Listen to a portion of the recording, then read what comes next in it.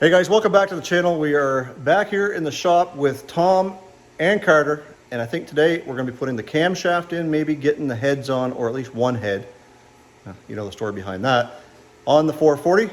So let's get to her.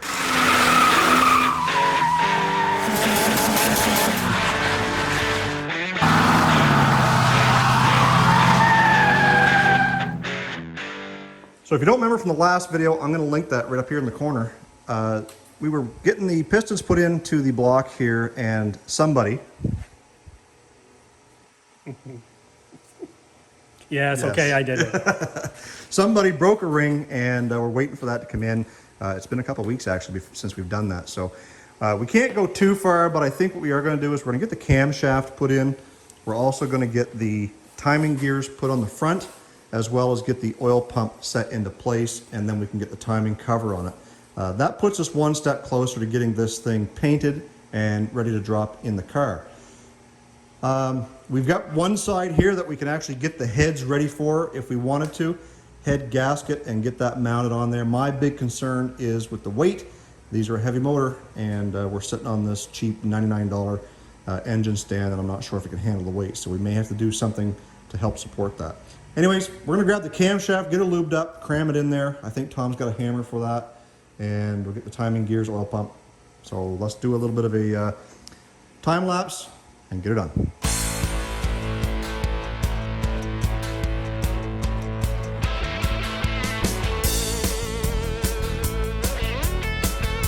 Okay, so we've got the camshaft in there. We run into a little bit of an issue, or at least I think it's an issue.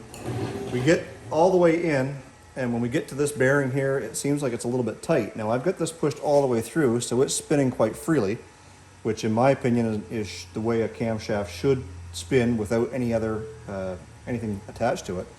But when we get it out here where it's supposed to be, when you actually get it lined up, like that cam, I've got to put some effort into getting that to spin, and it's not even free. So if you guys know if that's normal for a camshaft to be bound up a little bit like that, it does spin, but it spins hard. Go ahead and leave it in the comment section down below. But if I had to guess, I'm saying that we've got a oversized bearing here in the front and in the back that's kind of keeping that thing from spinning the way it should. I think we're done for the day. Okay, so we're not 100% done today, but we're very, very close. I just got off a video chat with Luke from Coastal Auto Reaction to verify that I think that this bearing here on the end is the wrong size. So what we're going to do is we're just going to take our micrometer and we'll zero it out. We'll measure this hole here, then we'll measure the end of the cam and see how close they are. So we've already done this, and we come up with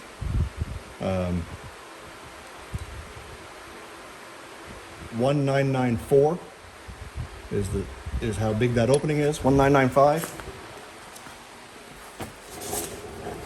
And then we come over to the cam, and the cam is 1997. So I think we're only a couple thou, and I think that's too tight. And there's already a couple little tiny marks on that from where it's been sliding in there too tight. I think we've got the wrong bearing. So what we're going to do is we will call the machine shop on Monday, get the right bearing sent down, get it reinstalled. All right, we're back here in the shop today. We've got Tom, and we're working on his 440. Today we're going to try and get that final piston in place, and maybe either get the bottom end buttoned up, or maybe even get the heads on it today. So let's get it done. All right, so we made some progress today. We got the number 8 cylinder in. We got the new ring on it that somebody might have broken when they were installing it. We also got the oil pump on. We've got the oil pickup tube in place. We've got the timing gears. Everything's done underneath there, and we got the timing cover on. We found a whole box full of bolts, which had the bolts in there for the timing cover and a bunch of other stuff. So that was good. We found that. One thing we don't have is the oil pan. We do have the windage tray, and we'll get the oil pan and that put together next go around. Once we're done here, we can flip it over for the final time and make preparations for putting the heads on. So one of the things I want to do is get it flipped over once the oil pan's in place and support the engine a little bit better on that stand, because we add those heads on there and it's going to add another 140 or 50 pounds to the engine stand, and I'm just afraid it's not built for these big blocks. So we'll get those done, and that'll be the next part of this video, so stay tuned. Well guys, it's Friday night and we're back in the shop with Tom, and we're going to hope to get this 440 Magnum buttoned up and put together and pretty much ready to assemble in the car. So let me show you where we are so far and what we're going to be doing tonight. So where we left off before was we got the oil pickup in, we got the oil pump on with the filter, and all we're getting ready to do now is put the windage tray on and the gasket and the oil pan. We did find the oil pan. Tom's got all the nuts and bolts there in the box, and so this is what we're going to be installing in the car. Once that's done, we're going to flip it over and we're going to install the heads, the intake, and valve covers, and then it's kind of ready for paint. And once we get it painted, it's ready basically to drop in the car. So let's get the parts together and get the oil pan on and get started on final assembly on this 1968 440 Magnum.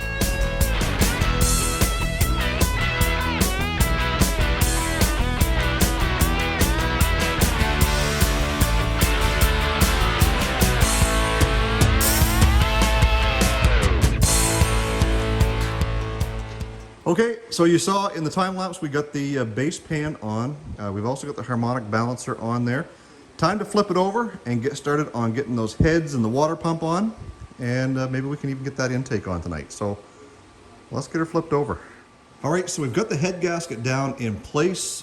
I've got Tom over here adding the fastener lube to the ARP head bolts, and we're getting ready to set this first head down into place. So let's get her done.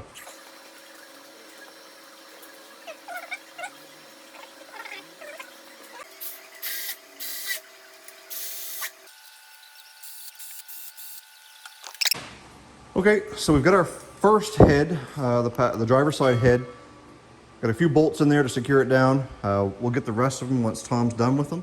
And as I recall, it's 45 pounds on the first go pass. We'll start here in the center and work our way out to the outside edges, and then we'll come back at 75 foot-pounds and do it all over again for the final button down. And we're going to do that to some music.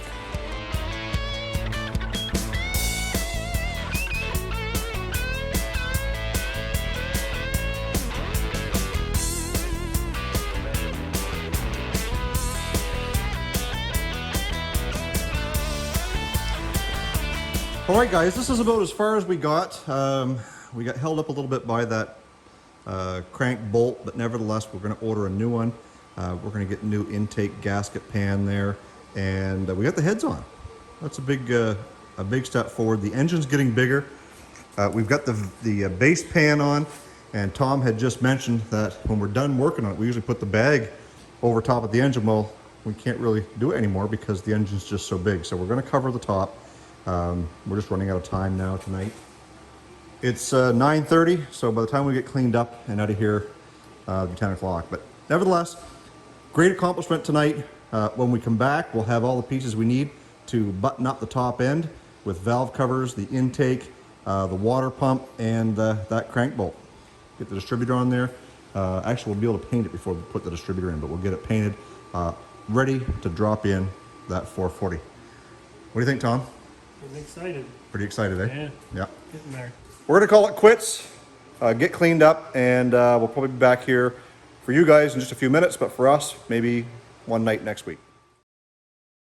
All right, back at the shop again, and Tom and Carter are on their way. I'm going to get the engine dug out of its hiding spot here.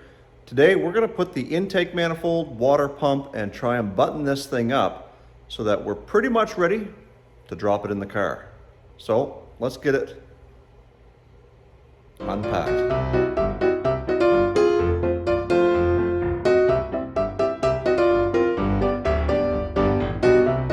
All right, now the other thing we got to do is we've got to find the water pump, which I think is back here in the corner. And we're going to have to move some stuff.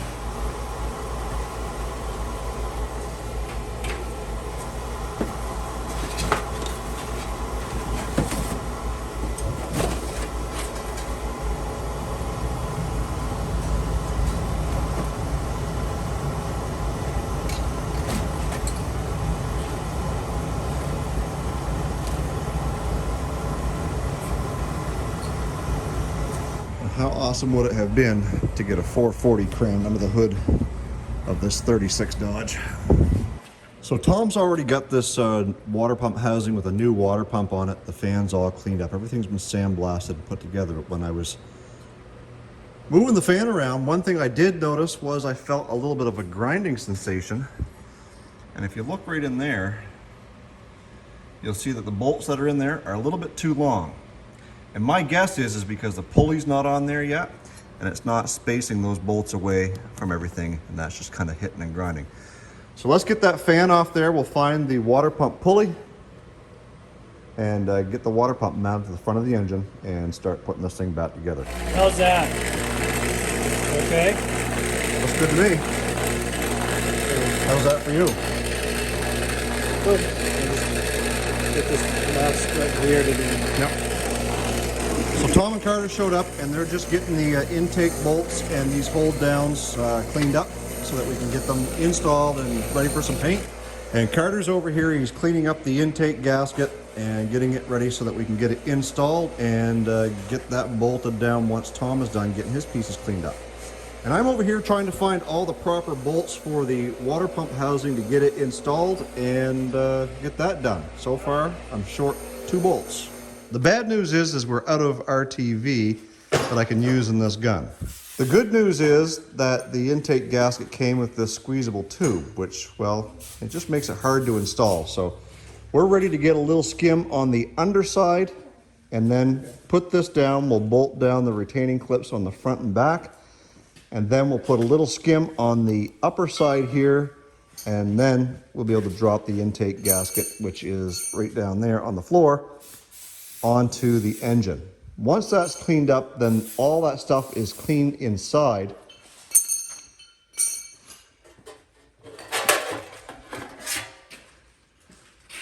But I guess it might help if we put push rods and lifters in there first. So let's go get those. Well, that would have sucked. Good thing I remembered, though. You know, I never claimed to be a professional, and I never claimed to be an engine builder. I'm just a hobbyist, so you know what? Sometimes you miss things, and sometimes you catch them. So most of the time, I catch them. And in this case, we caught putting lifters in. I mean, we got it. We've solved a mystery. That's what I wanted to say. Yeah. We've solved a mystery. One of the things that Tom took a picture of when he was tearing the motor apart, and I told him, document everything, was he found this little ring that was broken that he showed me the picture. I had no clue what it was, and I could not find out. So I'm going to show you that picture, and if I can't get a good picture of it, I'll flash one up on the screen here. So this is the picture of what Tom sent me way back, asking me if I knew what that was, and I had no clue. And as we're putting the rocker shaft assembly here together, I'm realizing that one of these little spacers in here is missing on this side, because we had them all apart. We were going to clean them all up, and as you can see, there's none in there in that one spot. That's when Tom said, do you suppose that's that piece, that ring that I found, that I took a picture, that I showed you the picture?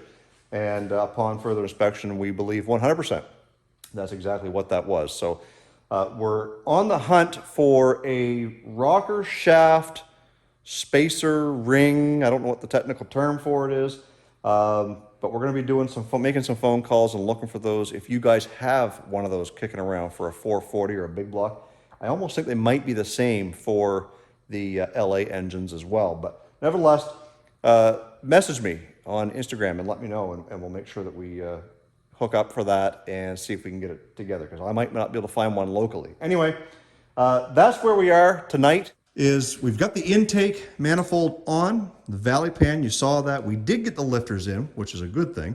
And on this side, we actually do have the push rods in place. Those are the original push rods out of the engine. Some of you guys are going to question me why I did it that way. Well, the engine's only got 58,000 miles on it, and I don't believe on a Monaco it was hot rodded to the point where it was going to break anything. They are all straight. So everything's cleaned up. We're going to cover it up for tonight. And Tom is going to take the valve covers. There's some chrome ones down there underneath the desk. And he's gonna take those home, get them all cleaned up, sanded up, and I told him I thought that it would probably look better if we painted it blue with the rest of the engine to match. I don't know what he's gonna do with it. He's gonna surprise me when he brings them back. Anyway, we'll get those on, and that basically buttons up the engine. We do have a water pump and the fan to put on, and a few accessories, and we're still dealing with the crank bolt situation. Did I not tell you about that? Let me show you. So we're trying to get the harmonic balancer put into place. Now I can take a rubber mallet and I can kind of beat it back to where it needs to be. The problem that we had was that when we tried to use the original bolt, the end of the threads were galled a little bit, and I think it's galled up the threads on the inside of the crank. So I thought, well, we'll just take it over to the grinder, we'll grind down the edge of it a little bit and help guide that through. Well, it's not helping. It only goes in so far, and as you can see, it probably still has about a half inch, maybe more, to go in there.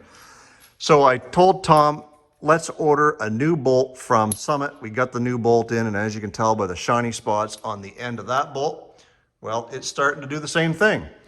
So we're gonna have to chase those threads in there. I don't know if some dirt got in there or you know, some pieces of metal or something while we were threading it in there. Anyways, we've got that issue, we got to deal with that. Not the end of the world, we'll make it work, and then we can start kind of putting the water pump, the fuel pump, and the distributor back into place. And hopefully by the next video, we'll have this thing ready to actually drop in the car and maybe even get it running. I know Tom's excited about it, and I know the previous owner, Hummy, is excited about it. We were having a little FaceTime with him tonight, and I think he's pretty excited to see this thing coming together. So having said all of that, we're going to end this video, and when we come back, like I said, we'll have everything buttoned up. Hopefully we'll be able to get the car pushed into the shop some weekend and get this thing fired up for the first time since 1986. Guys, I hope by now I've reached 10,000 subscribers. If I haven't, don't forget to hit the subscribe button and subscribe to this YouTube channel. We've got lots more projects like this 440 build coming, and lots of things on the go. So please hit the subscribe button, help me get to 10,000 subscribers and beyond. And don't forget, stay focused on the windshield, not the rearview mirror. I love you guys, God bless. Let's do it again in the next video.